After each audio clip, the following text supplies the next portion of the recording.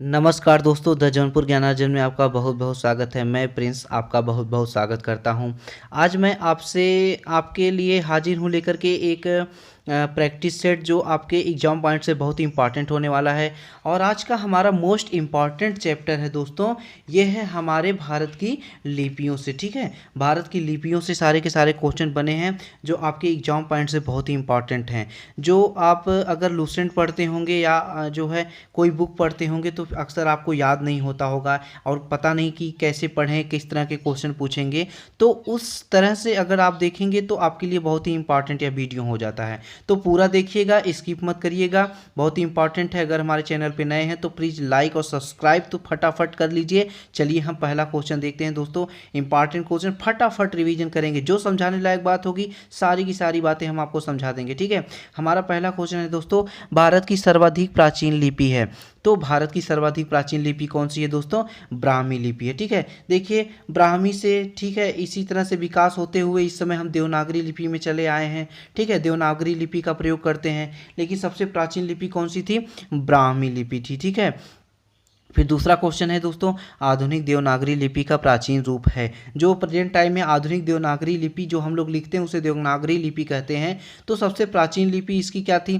तो देखिए पिछले से हमारे ऊपर वाले क्वेश्चन से पता चल गया कौन सी है, ब्राह्मी लिपि है। देखिए पीछे इसमें पूछा गया क्वेश्चन है, पंजाबी भाषा किस लिपि में लिखी जाती है? तो पंजाबी भाषा दोस्तों लिखी जाती है आपकी गुरुमुखी में। किस में लिखी जाती है?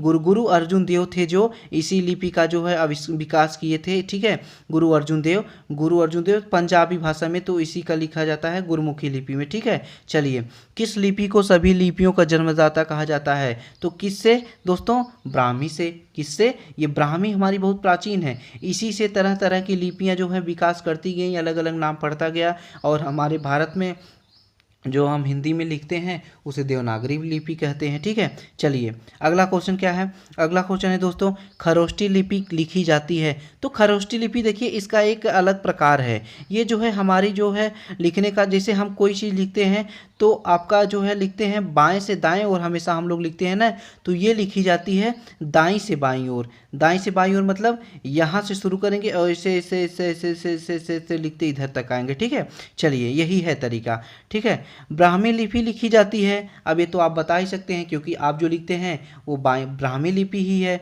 कौन सी है? बाईं ओर से दाईं ओर। ठीक है, कैसे? इधर से क ख ग घ ङ च छ ज झ ञ। ठीक है, इधर से ऐसे क ख ग जो लिखते हैं, ठीक है, ऐसे है। उसके बाद उर्दू जो है वही देखिए है खरोष्टी लिपि। कौन सी? उर्दू। उर्दू है ना, उर्दू आप देखे होंगे। ठीक है, अब आपको समझ में आ गया होगा। उर्दू दाईं ओर से बाईं ओर, और हम लोग जो हिंदी पढ़ते हैं वही ब्राह्मी लिपि है, बाईं ओर से दाईं ओर। चलिए किस काल की लिपि को चित्राक्षर लिपि कहा जाता है? तो किस काल की लिपि को चित्राक्षर लिपि कहा जाता है दोस्तों? सातवें का आंसर हो जाएगा सिंधु काल। क्या हो जाएगा? सिंधु काल को चित्राक्षर लिपि। देखिए अब आप समझेंगे कि इसका मतलब क्या है। आप एक मोहनजोदाड़ो मूवी आई थी, मतलब आपको रूबरू करा रहे हैं, ऐसा नहीं है कि हम उसका एग्जाम्पल दे रहे हैं या आपको हम समझाने की कोशिश कर रहे हैं। देखिए जो मोहनजोदाड़ो मूवी थी वो थोड़ी सी उस इतिहास से ली हुई थी, हकीकत थोड़ी थी उसमें। क्या है कि आप देख रहे होंगे कि उसमें चित्र का प्रयोग करते थे लोग। क्या करते थे? चित्र वाले अक्षर का प्रयोग करते थे, मुहर दिखाते थे, कुछ ऐसे तमाम प्रकार के चित्र बना करके उस ऐसे अक्षर का प्रयोग करते थे और उसी से सामान जो है खरीदते थे। ठीक है, या उसी से जो है आप तो पैदा करते। तो ये जो है सिंधु काल की जो है समय की बात है ना, तो वही ये सिंधु काल है। तो क्या है दोस्तों? आपका चित्राक्षर लिपि है। ठीक है, चित्र के द्वारा जो है अक्षर का प्रयोग करते थे। अगला क्वेश्चन क्या है? अगला क्वेश्चन है दोस्तों, अशोक का मानसेहरा तथा शहबाजगढ़ी अभिलेख किस लिपि में है? देखिए अशोक के बहुत प्रकार की लिपियां मिली हैं, जो स्तंभ लेख वगैरह पे बहुत जगह खुदवाए हैं, तो उन्हीं लिपियों के बारे में हम उनसे पढ़ते हैं। जैसे देखिए आरमाइक, खरोष्टी, ये सब उनकी लिपियां हैं। ठीक है, तो ये कौन सी है? इसमें शहबाजगढ़ी और मानसेहरा पे कौन सी वाली मिलती है ये आपको बताना है। तो कौन सी मिलती है दोस्तों? खरोष्टी मिलती है। ठीक है, आरमाइक भी है लेकिन किसी दूसरे वाली पे मिलती है। अशोक का कौन सा अभिलेख दो लिपियों ग्रीक एवं आरमाइक, देखिए very very most important question है दोस्तों, इस बात को बिल्कुल मत भूलिए। ये इतना इम्पॉर्टेंट क्वेश्चन है जो आपके एग्जाम में कई बार पूछा गया है। ग्रीक प्लस अरामाइक में प्राप्त हुआ, दोनों भाषाओं में प्राप्त हुआ कौन सा अभिलेख है, ठीक है, इसका आंसर देना है। तो कौन सा अभिलेख है दोस्तों, हम एकदम ध्यान से बता रहे हैं, सारेकुएना, ठीक है। चलिए अगला क्वेश्चन क्या है, अशोक ने किस लिपि का प्रयोग राष्ट्रीय लिपि के रूप में किया है। तो अशोक ने राष्ट्रीय लिपि के रूप में किस लिपि का प्रयोग किया है दोस्तों, ब्राह्मी लिपि का प्रयोग किया है, एकदम इंपॉर्टेंट बात है। अशोक के शिलालेखों की क्या लिपि है, ठीक है, जो शिलालेख थे उस पर कौन सी लिखते थे, गुरुमुखी तो लिखेंगे नहीं, ठीक है, देवनागरी तो आधुनिक है, ठीक है। अब देखिए ब्राह्मी या हायरोग्लाइफिक्स के दोनों में से कौन से लिखते हैं, हायरोग्लाइफिक्स, ठीक है। तो चलिए देखिए इसमें आंसर क्या है, 11 वाले में इसमें आंसर हो जाएगा ब्राह्मी, ठीक है। अगला क्वेश्चन क्या है दोस्तों, प्राचीन ब्राह्मी लिपि का अर्थ निकालने वाला प्रथम व्यक्ति था। तो प्रथम व्यक्ति कौन सा दोस्तों, 12वां का आंसर क्या हो जाएगा, जेम्स प्रिंसेप। अगला क्वेश्चन क्या है, जैन सूत्र में कितनी लिपियों का उल्लेख है। 13वें का आंसर क्या है दोस्तों, 13वें का आंसर है सी, कितने का, देखिए कितने लिपियों का उल्लेख है, जैन सूत्र की बात कर रहा है, ठीक है, जैन सूत्र, भगवत सूत्र, ठीक है, ऐसे सूत्रों की बात कर रहा है। तो जैन सूत्र में 18 लिपि की बात कर रहा है, यही आपको ध्यान देने वाली बात है। अगला क्वेश्चन क्या है, बौद्ध ग्रंथ ललित विस्तार में कितनी लिपियों का उल्लेख है।